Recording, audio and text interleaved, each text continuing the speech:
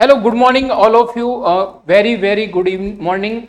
LFU Firozshah academy के इस online session में आपका हार्दिक स्वागत। आज का अपना इंपोर्टेंट एमसीक्यू सेशन जेके एसएसबी के लिए प्रिपरेशन कर ले बच्चों के लिए रहने वाला है। फिरोजशाह एकेडमी के इस ऑनलाइन सेशन में आप सभी का हार्दिक स्वागत। आज अपन वो सेलेक्टेड एमसीक्यू करने वाले हैं जिनका लेवल थोड़ा सा टफ रह सकता है, लेकिन एग्जाम के अंदर ये एमसीक्यू हमेशा अपने को मात देते हैं। हमेशा ये एमसीक्यू ऐसे हैं जो गलत करवाते हैं और कहीं ना कहीं अपन उस ऐसे एमसीक्यू को गलत करके एग्जाम के सिलेक्शन से बाहर हो जाते हैं। तो आज के अपने सेलेक्टेड एमसीक्यू रहने वाले हैं। तो जितने भी इस क्लास को देख रहे हैं जल्दी से शेयर कीजिएगा, लाइक कीजिएगा एंड सब्सक्राइब जरूर कीजिएगा। अपना इंपोर्टेंट एमसीक्यू सेशन स्टार्ट होने जा रहा है। तो फर्स्ट एमसीक्यू आपकी स्लाइड के ऊपर है, केयरफुली रीड करना है। What asking about this MCQ. मैं प्रफुल्ल चौहान एक बार से फिर आपके सामने इस ऑनलाइन प्लेटफॉर्म से मोस्ट इंपोर्टेंट एमसीक्यू लेके आया हूं और बड़े ही ध्यान से आप इस एमसीक्यू को रीड करेंगे देन आंसर करेंगे, ठीक है ना। तो फर्स्ट एमसीक्यू आपकी स्लाइड के ऊपर है, केयरफुली रीड करना है। हर एक एमसीक्यू आपके लिए बहुत इंपॉर्टेंट रहने वाला है। Vitamin K is available as L except, ठीक है ना। देखिए अपन ने हमेशा विटामिन के बारे में क्या पढ़ा, विटामिन के बारे में। विटामिन के बेसिकली आपके क्लोटिंग फैक्टर को स्टिमुलेट करता है एंड देन ब्लीडिंग से प्रिवेंशन करना है। और एट बर्थ भी अपन विटामिन के का इंजेक्शन क्यों लगाते हैं, क्योंकि अपने को जो इंटेस्टाइनल फ्लोरा है वहां से जो सबसे बड़ी दिक्कत रहती है इंटरनल ब्लीडिंग की, ठीक है ना। तो उस ब्लीडिंग से प्रिवेंशन करने के लिए क्लोटिंग फैक्टर 2, 7, 9, 10 जो हैं उनको बेसिकली अपन यहाँ पे क्या करवाते हैं, स्टिमुलेट करवाते हैं, देन ब्लीडिंग से प्रिवेंशन करवाते हैं, ठीक है। तो ये तो अपना बेसिक सा फंडामेंटल है, ठीक है ना, कि विटामिन के एक्चुअली है क्या। अब अपन बात करने वाले हैं कि अवेलेबल एज ऑल एक्सेप्ट, यानी विटामिन के भी तो फॉर्म में रहता है। विटामिन K1 है, विटामिन K2 है, विटामिन K3 है। तो ये सारा का सारा अपन से एमसीक्यू पूछा, इसमें से एक ऑप्शन ऐसा है जो विटामिन के की फॉर्म में प्रेजेंट नहीं रहेगा, ठीक है ना। गिव मी दिस आंसर कीजिएगा। सबसे पहले विटामिन के आपको ब्लीडिंग से प्रिवेंशन करता है, याद रखना, ठीक है ना। स्टिमुलेट क्लोटिंग फैक्टर, स्टिमुलेट करता है क्लोटिंग फैक्टर। अगर मैं बात करूं यहाँ पे विटामिन के का इंजेक्शन भी लगता है IM at birth to prevent bleeding, ठीक है ना, ब्लीडिंग से प्रिवेंट लगता है, ठीक है ना। अब मैं बात करता हूं vitamin K1, vitamin K2 and vitamin K3, ठीक है ना।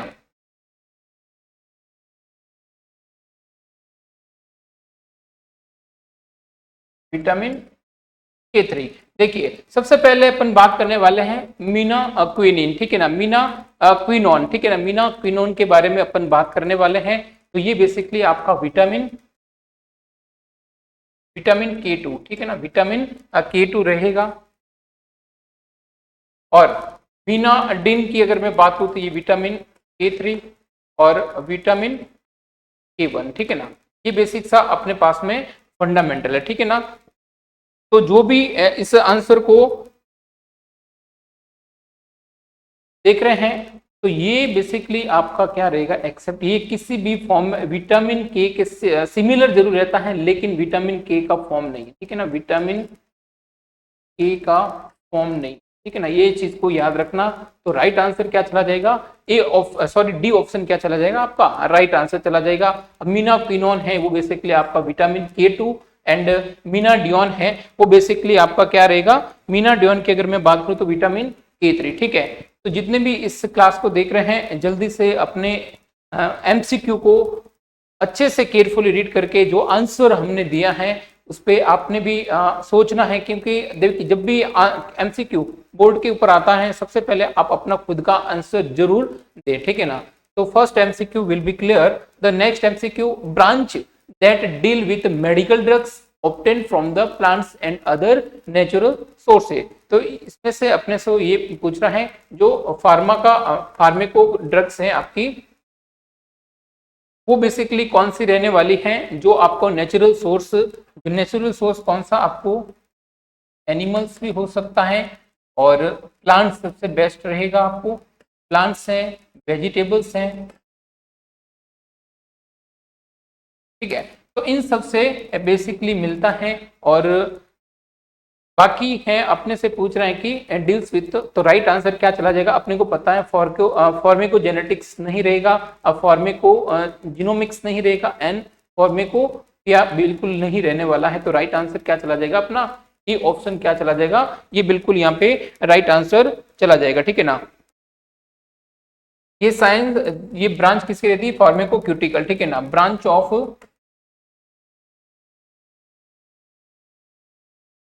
फार्मेकोक्यूटिकल, ठीक है ना। डील्स विथ नेचुरल, बिल्कुल ही क्या रहता है, डील्स विथ नेचुरली। तो राइट आंसर क्या चला जाएगा, ई ऑप्शन अपना यहाँ पे राइट चला जाएगा। I hope this MCQ will be clear. Next MCQ चलता हूं, all are the alpha blockers except, ठीक है ना, ऑल आर द, ये सारे के सारे बेसिकली आपके एंटी हाइपरटेंसिव,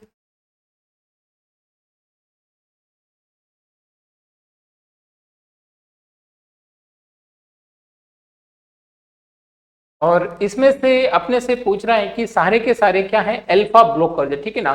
तो याद रखिएगा एटिनोलोल है वो आपका क्या रहेगा, बीटा 1 एड्रीनर्जिक, ठीक है ना, बीटा 1 एड्रीनर्जिक्स रहेगा जो कि एंटी हाइपरटेंशन है।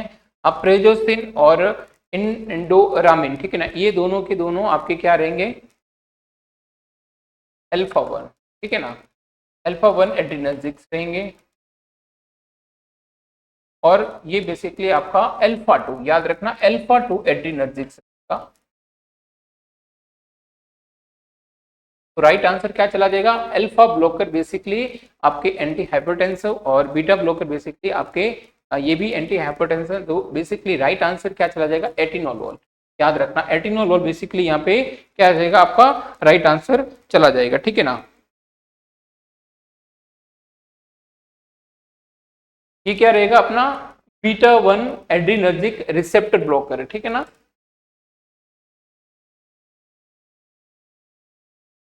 ये क्या है, एंटी हाइपरटेंसिव।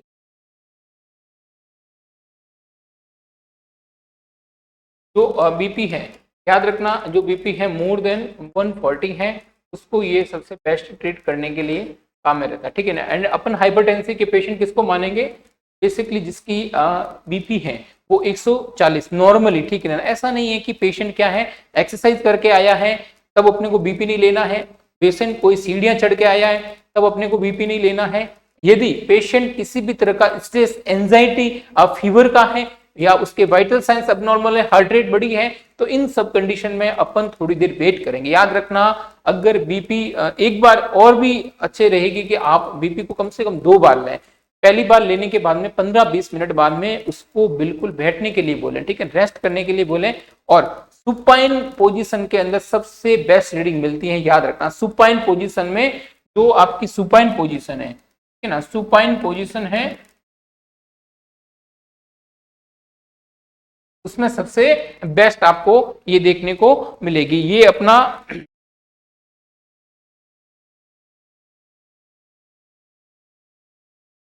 ठीक है, तो ये राइट आंसर चला जाएगा। और एडिनोलोल बेसिकली अपन हार्ट फेलियर के पेशेंट हैं, ठीक है ना, हार्ट फेलियर के पेशेंट हैं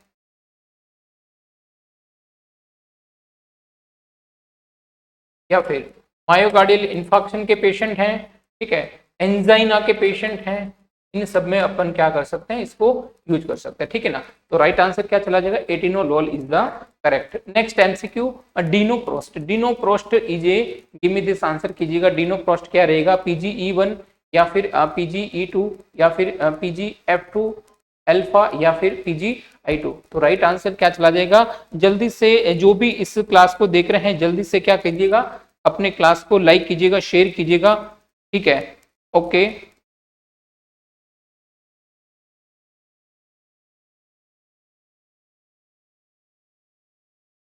तो PgE1 नहीं रहेगा, डिनो प्रोस्ट बेसिकली आपका क्या रहने वाला है, PgF2 अल्फा, ठीक है ना। सी ऑप्शन क्या चला जाएगा? राइट आंसर चला जाएगा। बाकी सारे के सारे यहाँ पे रॉन्ग चले जाएंगे। PgE1 not for A prostaglandin.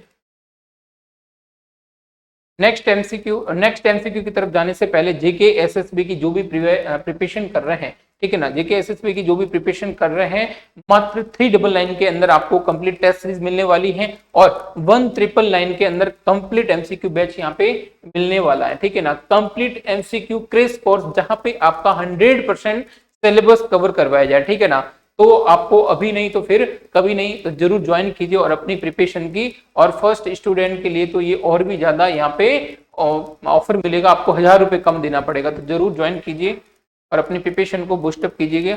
Next MCQ, rice watery stool is characterize seen in infection, ठीक है ना। तो राइस वाटरी डायरिया बेसिकली किस पेशेंट के अंदर देखने को मिलता है? ये बेसिकली आपके कोलेरा के पेशेंट के अंदर देखने को मिलता है, ठीक है ना, जिसका मेन जो पॉजिटिव एजेंट है वो क्या देखने को मिलेगा? कोलेरा के पेशेंट में देखने को मिलता है। और पॉजिटिव एजेंट की अगर मैं बात करूं तो विब्रियो कोलेरी इसका क्या रहता है? राइट आंसर क्या चला जाएगा? Rice water diarrhoea is correctly seen by the infection, ठीक है ना, not for a Clostridium botulinum, not for साल्मिना साल्मोनेला टाइफी, ठीक है ना। ये बेसिकली टाइफाइड के लिए रहता है और नॉट फॉर ए सीजेला सीजेला डिसेटेरिया और नॉट फॉर ए, ठीक है ना। तो डी ऑप्शन क्या चला जाएगा अपना? राइट आंसर चला जाएगा विब्रियो कोलेरी, याद रखना, vibrio cholerae, rice watery diarrhoea. और अगर आपसे पूछे कि currant jelly like stool, currant jelly like stool किसमें देखने को मिलता है, तो याद रखना इनटू ससेप्शन के अंदर, ठीक है ना। करंट एमसीक्यू बहुत बार पूछा जाता है, current jelly like stool, bloody diarrhoea होता है और ये बेसिकली आपका इनटू ससेप्शन में देखने को मिलता है। और दूसरा अगर आपसे पूछे तो राइट आंसर क्या चला जाएगा? अपने यहाँ पे पूछ रहे हैं कि rice watery diarrhoea vibrio cholerae, ठीक है ना।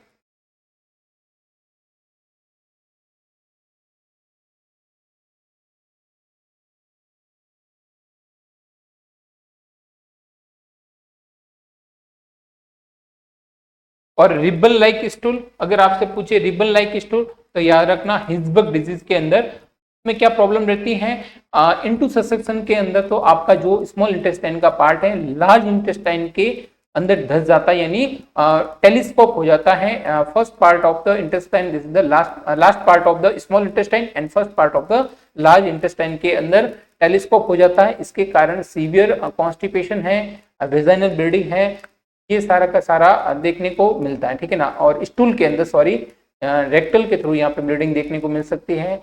और इनटू ससेप्शन के अंदर आपका basically current jelly like stool देखने को मिलता है। और हिंसबर्ग डिजीज के अंदर बेसिकली जो आपका ए गैंग्लियोनिक सेल होता है वो क्या रहता है? अब्सेंट रहता है। अगर ए गैंग्लियोनिक सेल अब्सेंट रहेंगे तो वहां पे जो रिसेप्टर है वो भी क्या रहेंगे? अब्सेंट रहेंगे। अगर रिसेप्टर अब्सेंट है तो वो रिसेप्टर क्या करवाते हैं? आपके पेरिस्टालसिस मूवमेंट के लिए रिस्पॉन्सिबल रहते हैं। अगर पेरिस्टालसिस मूवमेंट ही नहीं होगा तो स्टूल आपका इंटेस्टाइन के अंदर पड़ा रहेगा, लार्ज इंटेस्टाइन के अंदर एक्सक्रीट आउट नहीं होगा। मेनली कौन सा? सिग्मोइड कोलन यहाँ पे इन्वॉल्वमेंट रहता है, ठीक है ना। तो ऐसे कंडीशन के अंदर जो स्टूल है वो बेसिकली कैसा देखने को मिलेगा? Sorry current jelly like stool देखने को मिलेगा, ठीक है ना। सॉरी करंट जेली लाइक नहीं, तो वहां पे अपना जो ये स्टूल है करंट जेली लाइक, तो स्टूल बेसिकली किसके अंदर देखने को मिलता है? आपका इनटू ससेप्शन के अंदर, ठीक है ना। वहां पे रिबन लाइक स्टूल, याद रखना रिबन लाइक स्टूल।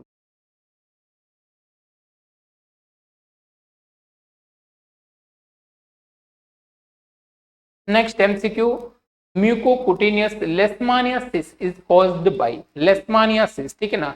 लेशमानियासिस बेसिकली इसके द्वारा होता है ब्रेजिलियंसिस या फिर ट्रोपिका या फिर डोनोवानी या फिर ओरिएंटेंटिस। तो गिव मी दिस आंसर कीजिएगा, यहाँ पे अपने राइट आंसर क्या रहेगा? ट्रोपिका होने से रहा, डोनोवेनी नहीं रहेगा, ओरिएंटेलिस नहीं रहेगा, तो राइट आंसर क्या चला जाएगा अपने पास में? ब्रेजिलियंस, ठीक है ना, ब्रेजिलियंस। तो ये ऑप्शन क्या चला जाएगा? राइट आंसर चला जाएगा। और याद रखना किसके द्वारा होता है, किसके बाइट से होता है? सैंड फ्लाई से, ठीक है ना, सैंड फ्लाई से, ठीक है। इसके अंदर अगर मैं बात करूं यहाँ पे, जी हाँ, ओके, ठीक है ना। तो यहाँ पे अगर अपने से पूछ रहे हैं कोई भाई, वैसे इसने दे दिया है लेशमानियासिस, तो अपने पास में हिंट तो है ही है, लेशमानियासिस तो रहेगा ही, लेशमानियासिस तो है ही, उसके साथ में आप क्या कर दीजिए? ब्रेजिलियंस कर दीजिए, ठीक है ना, ब्रेजिलियंस कर दीजिए, ठीक है ना। तो ये बेसिकली क्या रहेगा आपका पॉजिटिव एजेंट, और किसके द्वारा बाइट से होता है? तो sand fly is the right answer, ठीक है ना। तो ये तीनों के तीनों ऑप्शन तो क्या हो जाएंगे? गलत हो जाएंगे, ठीक है। तो आई hope this MCQ will be clear, okay, ठीक है ना। और ये भी याद रखना, इनिशियली जो प्रेजेंस रहता है, इनिशियली आपके जो प्रेजेंस रहेगा स्किन अल्सर के अंदर, ठीक, स्किन अल्सर, और कोई बाइट किसके द्वारा होगा? सैंड फ्लाई के, ठीक है ना। Next MCQ, 5HT1 agonist is used, ठीक है ना। गिव मी दिस आंसर कीजिएगा। कीमोथेरेपी इंड्यूस वॉमिटिंग के लिए सबसे बेस्ट ड्रग रहेगी आपकी ओंडासेट्रॉन, ठीक है ना, ओंडासेट्रॉन। ये भी क्या है आपकी?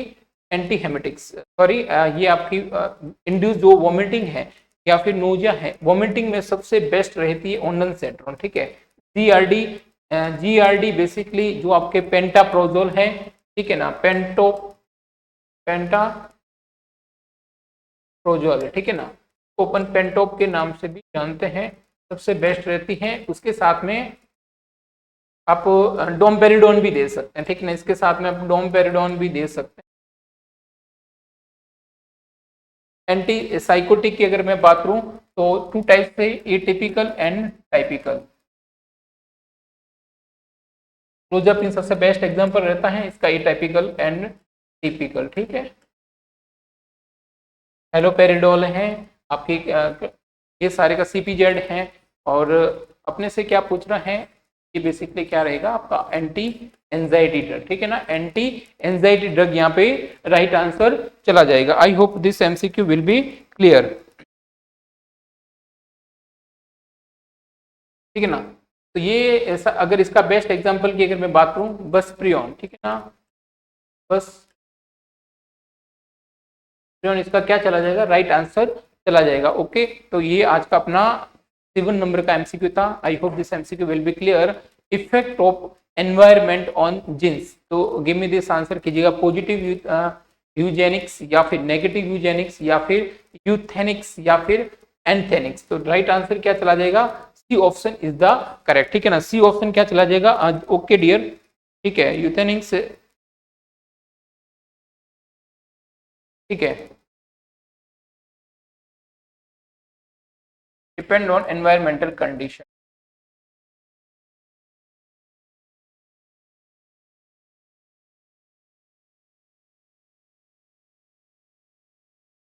ठीक है ना। Next MCQ, pathergy test. Pathergy test basically use करते हैं टू चेक इन्फ्लामेशन।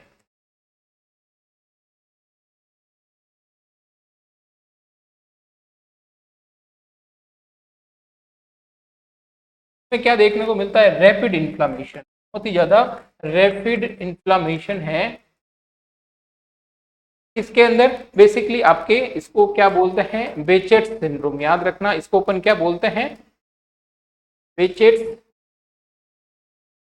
सिंड्रोम। अपन क्या करेंगे? बहुत ही एकदम स्टेराइल नीडल लेंगे, ठीक है ना। इसमें बेसिकली अपन क्या करेंगे? एक स्टेराइल नीडल लेते हैं, ठीक है ना, नीडल लेंगे और उसको प्रिक करेंगे, ठीक है ना, उसको ओपन प्रिक करेंगे और उसका रिजल्ट देखते हैं 24 से 48 घंटे के बाद में, तो सीवियर वहां पे इन्फ्लामेशन प्रेजेंट रहेगा, तो इस ओपन क्या बोलते हैं, बेचेट सिंड्रोम, ठीक है ना। तो राइट आंसर क्या चला जाएगा, पैथोलॉजी टेस्ट बेसिकली यूज करते हैं बेचेट सिंड्रोम को, बेचेट सिंड्रोम यहाँ पे डायग्नोस किया जाता है। World hypertension day, world hypertension day basically is annually observed on, give me this answer कीजिएगा।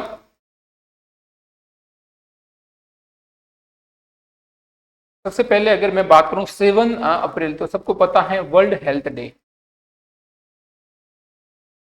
विश्व स्वास्थ्य दिवस कब मनाते हैं, WHO के द्वारा, ठीक है ना। 4 फरवरी को बेसिकली वर्ल्ड कैंसर डे, याद रखना, वर्ल्ड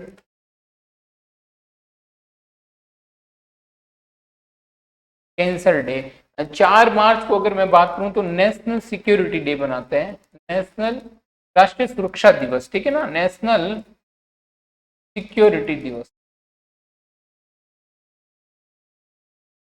और फाइनली 17 मई है एंड वर्ल्ड हाइपरटेंशन, वर्ल्ड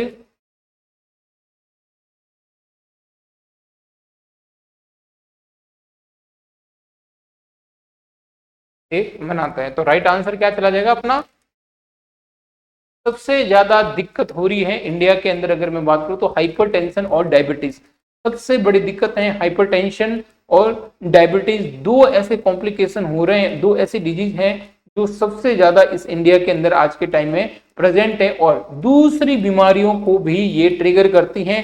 जिस पेशेंट को बीपी, ब्लड प्रेशर और डायबिटिक की प्रॉब्लम है, वो दूसरी जो भी बीमारी होगी उसको क्या करेगा, ट्रिगर करेगा, उसको बढ़ाने का काम करेगा। इसलिए आज के टाइम में सबसे ज्यादा पेशेंट इंडिया के अंदर डायबिटीज और हाइपरटेंशन के देखने को मिलते हैं, तो ये एक मेजर दिक्कत है, ठीक है ना। तो राइट आंसर क्या चला जाएगा, A option is the correct. तो ये अपना आज का इंपोर्टेंट एमसीक्यू सेशन था, और फर्स्ट 39 स्टूडेंट के लिए यहाँ पे हमने फर्स्ट 25 स्टूडेंट के लिए मात्र 399 टेस्ट सीरीज के लिए रखा है। बहुत ही कम प्राइस के अंदर आपकी प्रिपरेशन बहुत अच्छे से करवाई जाएगी, तो आप सभी को ज्वाइन करना चाहिए और अपनी प्रिपरेशन को बूस्टअप करना चाहिए। तो thank you for this session. तो आज का अपना इंपोर्टेंट एमसीक्यू सेशन यहीं पे होता है समाप्त। तब तक के लिए स्वस्थ रहिए, मस्त रहिए और अपनी प्रिपरेशन को इसी तरह बूस्टअप कीजिए, ठीक है ना। उड़ती लहरों को साहिल की दरकार नहीं होती और बुलंद हौसलों के आगे कोई दीवार नहीं होती। तो आपके हौसले बुलंद होने चाहिए, अपने आपको खुद को सेल्फ मोटिवेट रखिए और अपनी प्रिपरेशन को बूस्टअप कीजिए। बहुत ही ज्यादा यहाँ पे अगर मैं बात करूँ तो किरोशा एकेडमी की इस चैनल से कंटिन्यू डेली यहाँ पे प्रिपरेशन करवाई जाती और बहुत ही अच्छे रिजल्ट्स दिए हमने। तो ट्रस्ट ऑन किरोशा academy. Thank you for this session.